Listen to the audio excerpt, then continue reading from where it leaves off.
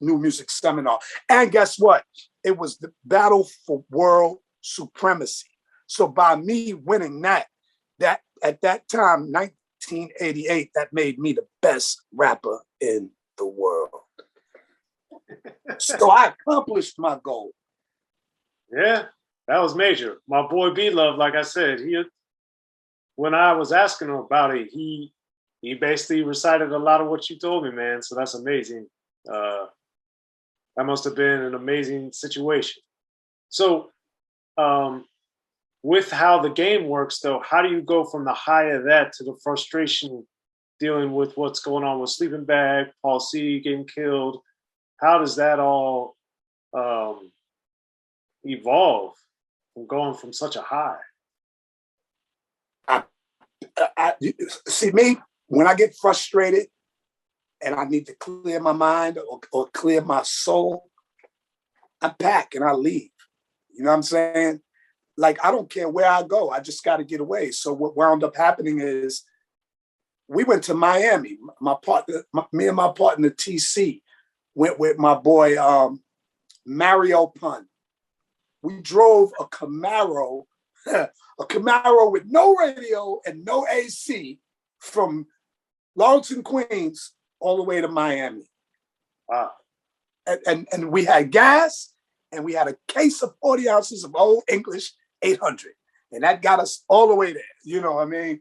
But while we were in Miami, the original plan was to get with Philip Michael Thomas from Miami Vice, because at this particular time, he had just gotten a $250,000 studio built on one of his boats. And, you know, we were supposed to stay on the boat and utilize that. But we wound up staying in a house down there because Mario's mom and them had just bought some property and stuff down there. So we stayed in that house instead of the boat.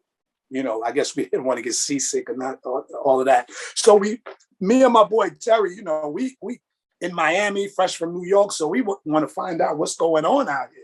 You know, we made a couple of friends. We actually lived not too far from Marquise from the 2 Live crew. He lived, you know, maybe 2 blocks away from where we were. And, you know, we started going around to different places, and we started performing under aliases because at that time, the Miami bass was really moving, and they really didn't care for hardcore hip hop from New York. They didn't like New Yorkers, and they really wasn't crazy about, you know, our flow. You know what I'm saying? So we switched it up. I changed my name from Mikey D to Cordless Mike. My boy changed his name from Loverboy TC to CeeLo. So we were Cordless Mike and CeeLo. And because we knew this was only temporary, the name of the group was No Strings Attached, because it was no strings attached. We did a few jams. We rocked at Alphabet City, and there was this other spot called Pac Jam. I believe Luke used to own this spot. So we rocked there too. And we wore masks. You know what I'm saying? We wore masks, and we did the Miami type of style, and we killed it. You know what I mean? We had girls up there with fake props, you know, the guns. They were bad though, but they had guns and stuff like that. But we was doing Miami bass, you know what I mean? And we rocked it. And Luke, I think, it was Luke or somebody from Luke's camp was saying that they wanted to work with us. So we got a contract from them, and we hired a lawyer named Jonathan Black. And Jonathan Black, you know, he looked over the contract. He told us the contract was doo-doo. And then he wanted to hear our music. So we let him hear some of our music. So he said that he was working with a brother named Linwood Ross, who was he was the leader of a band, and they used to play live in this big club out there called Facade in Miami. So we went down the Facade and we checked Linwood out, and we was like, oh, wow. So we got together and we made a couple of songs, and our lawyer wound up starting a label called Magnum Records. And we put together a song called Put Your Body in Motion. So that started a whole nother chapter of our life. You know what I mean? And things were going pretty well with that, man. I mean, you know, it gained a lot of airplay. We did Dance Party USA and all of this stuff. But now here comes another downfall. Hurricane Andrew was coming. Hurricane Andrew, 1991, 92, in between that time. But it was a bad one. It was bad. So me and TC broke camp before that sucker hit. We was back in New York when Andrew was tearing up Dade County and Broward County, where we was staying. And everything was destroyed. The belt was there, floating around. Yeah, so that scared me out of there. I to be honest with you, I haven't been back to Miami since Hurricane Andrew. My partner TC just bought a house down there. He lives down there now, but I haven't been down there since. So I came back to New York, and I got a security guard job for a while, and then who comes to the rescue? Main Source. So how did they reach out to you, and why? Actually, they didn't reach out to me. I got to blame this relationship on Jeff Redd, the singer, because when I got back to Queens, I was hanging out with a brother named Mike Beasley. You know, Mike Beasley was, you know, a well-known cat from Farmers Boulevard. You know, always with the gold and the fancy cars. He had the white Lincoln with the blue rag top and all of that. So instead of him playing music, I was in the passenger seat busting rhymes, you know. So he got family. Hush Production was his family. Melba Moore and all of them. Melba Moore was married to his cousin Bo and, you know, stuff like that. So they had this studio or office in Manhattan. So we used to frequent there, you know, and just hang out. So one day we was downstairs and they had this grand piano and somebody was tapping on it, playing a beat, and I was just freestyling. You know, Positive K might have been there because I know I ran into him over there. But I'm just freestyling this, that, and the other. So Jeff Redd, he was like, damn, you nice, you know, blah, blah, blah. He said, yo, I got a group that's looking for a rapper. He was like, yo, they already established and this, that, and the other, you know. So I'm like, all right, so what's up? So he said, here, take this number, take this address, you know, give her a call and go meet them, you know, tomorrow or whatever. So we called and it was Tandy Weems. Tandy Weems, I wasn't familiar with her, but when we got to her house the next day, Scratch was there. And I was like, damn, he looked mad familiar.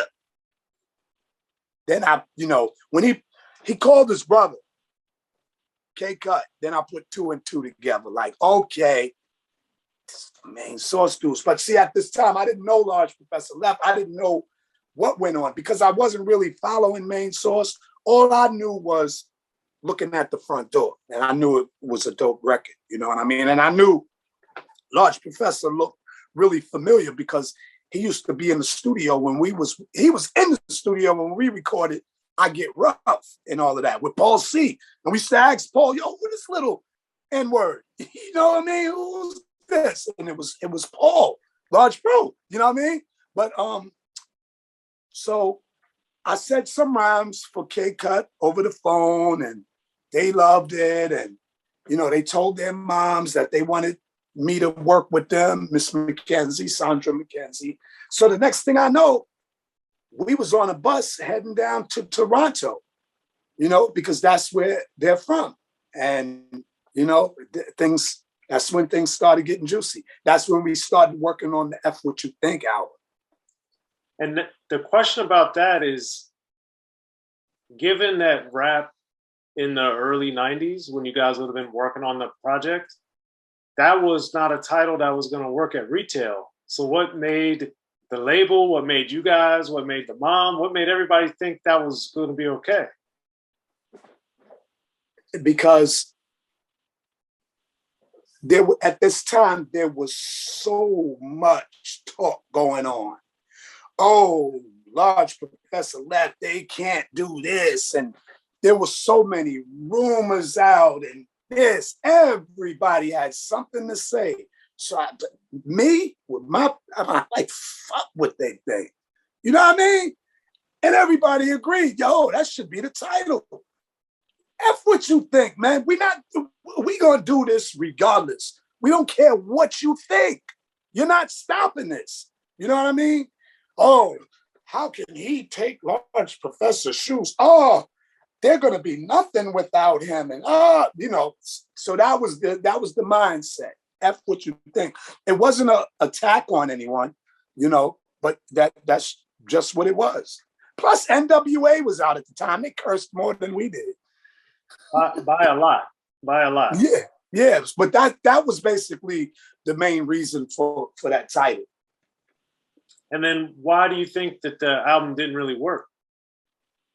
The album didn't work because there was no push behind it, because there was an ulterior motive, I believe, not on the label side, but within that camp. You know, I'm not going to say who the bad guy or whatever. I'm not going to point fingers, because what happened, but I think there was an ulterior motive. I think people wanted to get released from Wild Pitch. I think we had a great project, and I think they thought that it would be better in other hands. You know what I'm saying? But the way that the group and the management went about getting this release from the label wasn't professional. It was ghetto. It was, you know, people could have got hurt.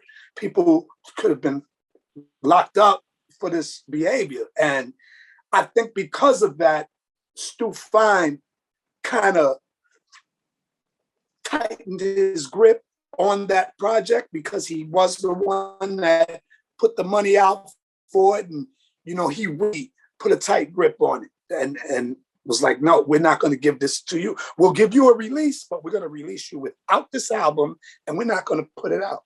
That's why it came out later. You know what I mean? See, we had the success off of What You Need. The first single, it hit. You know what I mean? It did well. But that's when, you know, after that, we had a press conference actually talking about the album, and all hell broke loose, man. So I think that's what shifted Stu Fine's energy as far as, you know, his you know, wanting to invest in this album any further. And then with What You Need, how did Madonna end up sampling that? Do you know the story?